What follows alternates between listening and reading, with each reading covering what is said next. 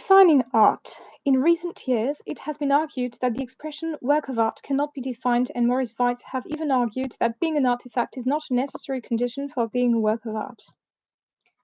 The Role of Theory in Aesthetics. The Journal of Aesthetics and Art Criticism, reprinted in Philosophy, looks at the arts by Joseph Margolis. The Task of Defining a Work of Art, reprinted in Aesthetics and the Philosophy of Criticism by Marvin Levish, William Koenig. Does traditional aesthetics rest on a mistake?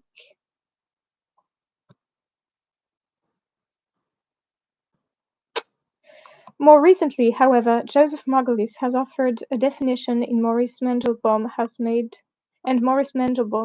tentative suggestions about defining art. The Language of Art and Art Criticism. Margolis' definition is not satisfactory, however. See Andrew Harrison's review in Philosophical Books. Family Resemblances and Generalization Concerning the Arts. American Philosophical Quarterly.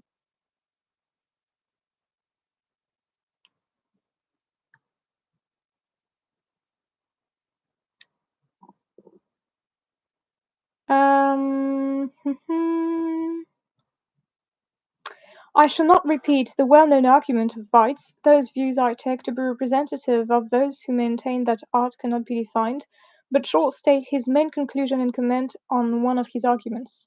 Neither shall I repeat the arguments of Margolis and Mandelbaum, but I do want to note that they agree that artifactuality is a necessary condition of art, and 2.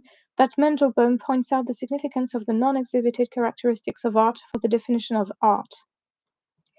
Weitz's main conclusion is that there are no necessary and sufficient conditions for the definition of art or for any of the subconcepts of art, such as novel, tragedy, painting, and so on. All of these notions are open concepts and their instances have family resemblances. Weitz rejects artifactuality as a necessary condition of art because we sometimes make statements such as, "This driftwood is a lovely piece of sculpture." We do sometimes speak this way of natural objects, but nothing follows from this fact. Weitz is confused because he takes the driftwood remark to be a descriptive statement, and it is not. Weitz himself, quite correctly, distinguishes between an evaluative use and a descriptive use of work of art. And once this distinction is understood, it can be seen that the driftwood remark is an evaluation of the driftwood. But it is, of course, the descriptive sense of work of art which is at issue when the question of whether art can be defined is raised. I maintain that the descriptive use of work of art is used to indicate that a thing belongs to a certain category of artifacts. By the way, the evaluative sense can be applied to artifacts as well as non-artifacts, as when we say that painting is a work of art. Such remarks are not intended as tautologies. Before going on to discuss the second edition of the defining of the descriptive sense of art, it will be helpful to distinguish the generic concept of art from the various subconcepts which fall under it. It may very well be the case that all or some of the subconcepts of art, such as novel, tragedy, ceramics, sculpture, painting, and so on, may lack necessary and sufficient conditions for their application as subconcepts, and it still be the case that work of art, which is the genus of all these subconcepts, can be defined. For example, there may not be any characteristics which all tragedies have which would distinguish them from comedies, satire plays, happenings, and the like within the domain of art. Even if this were the case, in the light of the foregoing, tragedies and all other works of art would have at least one characteristic in common, namely artifactuality. Perhaps artifactuality and some one or more other features of works of art distinguish them from non-art. If all or some of the subconcepts of art cannot be defined, and as I think is the case, art can be, then Weitz is right in part.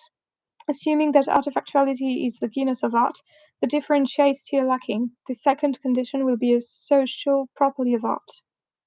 Furthermore, this social property will, in Mandelbaum's terminology, be a non-exhibited relational property. W. E. Koenig contends that such an approach to the definition of art is futile. He argues from such facts as that the ancient Egyptians sealed up paintings and sculptures in tombs to the conclusion that the attempt to define art in terms of what we do with certain objects is as doomed as any other.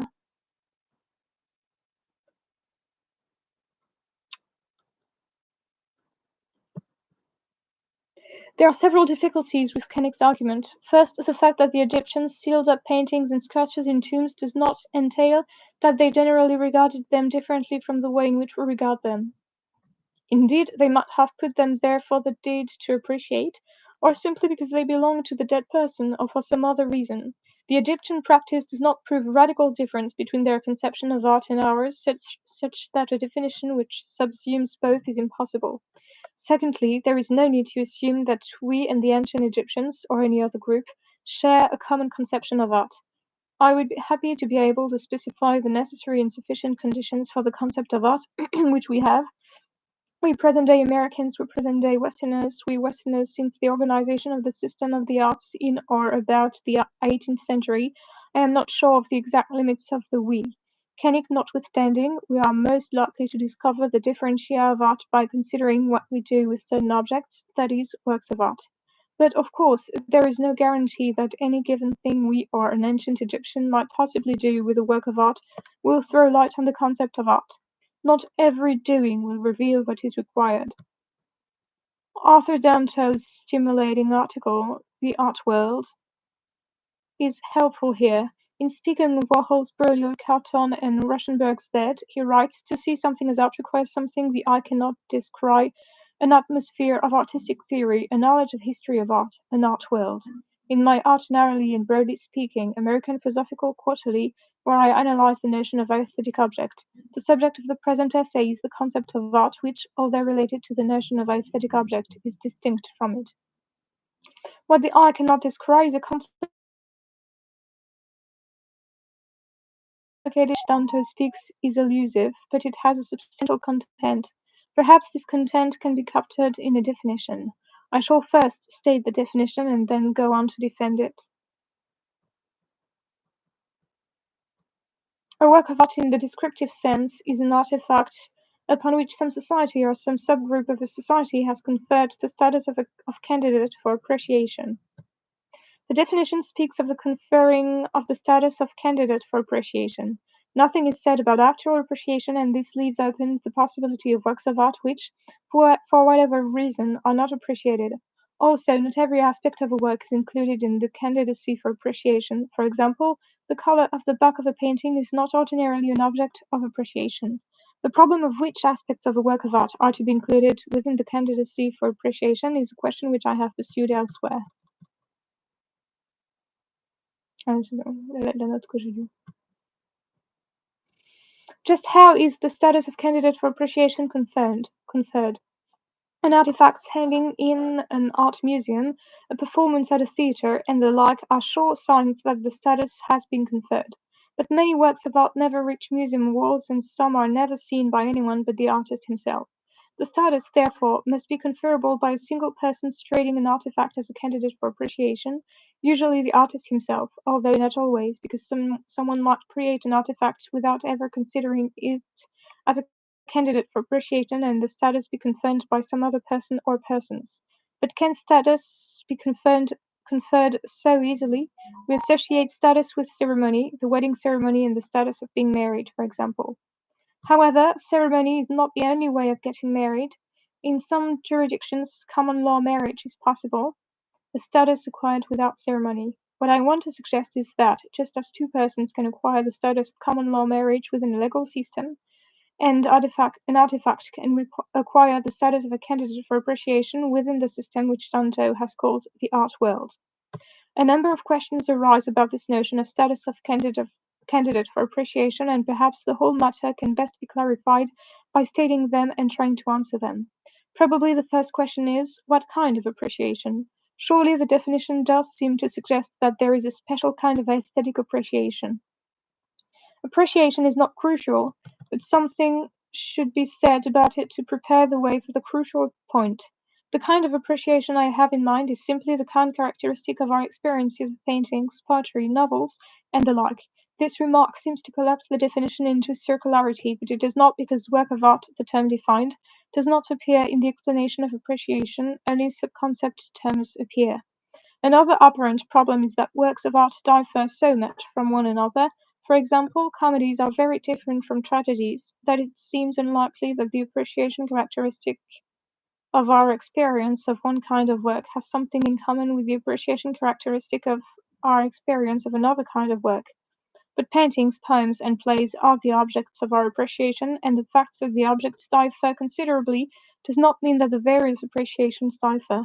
Indeed, if we mean by appreciation something like in experiencing the qualities of a thing one finds them worthy or valuable, then there is no problem about the similarity of the various appreciations. It can now be seen that appreciation will not serve to pick out the subclass of works of art from the class of artifacts. It is too broad. Many artifacts which are obviously not works of art are appreciated. To pick out the class of works of art, one must stress the conferring of the status of candidates rather than appreciation. When, for example, a salesman of plumbing supply spreads his wares before us, he presents them for our appreciation all right, but the presenting is not a conferring of status of candidate, it is simply a placing before us. But what is the difference between placing before and conferring the status of candidate? The difference is analogous to the difference between my uttering "I declare this man to be a candidate for alderman" and the head of the election board uttering the same sentence while acting in his official capacity. When I utter the sentence, it has no effect because I have not been vested with any authority in this regard. Of course, the analogy is not a complete one. Lines of authority in the political legal world are by and large explicitly defined and incorporated into law, while lines of authority, or something like authority, in the art world are nowhere codified. The art world carries on its business at the level of customary practice. Still, there is a practice, and this defines a social institution. To return to the plumbing line, the salesman's presentation is different from Duchamp's superficially similar act of placing a urinal, which he christened Fountain in that now famous art show. The point is that Duchamp's act took place within a certain institutional setting, and that makes all the difference. Our salesman of plumbing supplies could do what Duchamp did, that is, convert a urinal into a work of art, but he probably would not. Such weird ideas seem to occur only to artists with bizarre senses of humor. Please remember that when I say Fountain is a work of art, I am not saying it is a good one. And in making this last remark, I am not insinuating that it is a bad one either. Duchamp's ready-mades raise the question: if urinals, snow shovels, and hay tracks can become works of art, why can't natural objects such as driftwood become works of art? And of course, driftwood and other natural objects can become works of art if any one of a number of things is done to them. One thing which would do the trick would be to pick it up, take it home, and hang it on the wall. Another thing which would do the trick would be to pick it up and enter it in an exhibition. I was, by the way, assuming that White's sentence about driftwood referred to a piece of driftwood in its ordinary situation on a beach and untouched by human hand. This means that natural objects which become works of art acquire their artifactuality, are artifactualized, at the same time that the status of candidate for appreciation is conferred on them. But perhaps a similar thing ordinarily happens with paintings, poems, and such. They come to exist as artifacts at the same time that they have conferred on them the status of candidate for appreciation. Of course, being an artifact and being a candidate for appreciation are not the same thing. There are two properties of a single thing which may be acquired at the same time. A somewhat more complicated case would be an artifact from a primitive culture which played a role in a religious system and which had no artistic function in the sense developed here. Such an artifact might become a work of art in our culture in a way similar to that in which driftwood might become a work of art. However, such a religious object which becomes a work of art would be an artifact in two senses, but the driftwood not in only one. I am not suggesting that something cannot be a religious object and work of art at the same time. There are many counter instances to this in our own culture. A question which frequently arises in connection with discussions of the concept of art is: how are we to conceive of paintings done by individuals such as Betsy the chimpanzee from the Baltimore Zoo? It all depends on what is done with the paintings. Note that I unhesitatingly call the objects paintings, although I am not uncertain about their status as works of art. For example, the Field Natural History Museum in Chicago recently exhibited some chimpanzee paintings. In the case of these paintings, we must say that they are not works of art. However, if they had been exhibited a few miles away at the Chicago Art Institute, they would have been works of art, if, so to speak, the director of the Art Institute had gone out on a limb. It all depends on the institutional setting. In concluding, it may be worthwhile to consider in that ways the definition offered here differs from some traditional definitions. 1. It does not attempt to smuggle a conception of good art into the definition of art. 2. It is not, to use Margoli's term, overloaded, as is the one Margolis cites as a horrible example. Art is a human activity which explores and hereby creates new reality in a suprarational, visional manner and presents it symbolically or metaphorically as a microcosmic whole signifying a macrocosmic whole. There are apparently two typographical errors here. Margolis quotes the word as metaphonically and the original text reads metaphonically. A reading of the original text indicates that it should have been metaphorically. Okay. The passage is quoted from Eric Carr's What is Art in Problems in Aesthetics by Moritz Weitz. It's not finished. 3. It does not contain any commitment to any metaphysical or unempirical theory as contrasted with, for example, the view that art is unreal.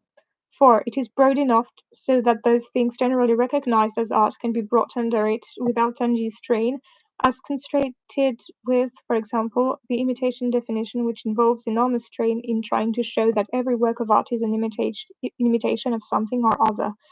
5. It takes into account, or at least attempts to, the actual practices of the art world of the past and of the present day.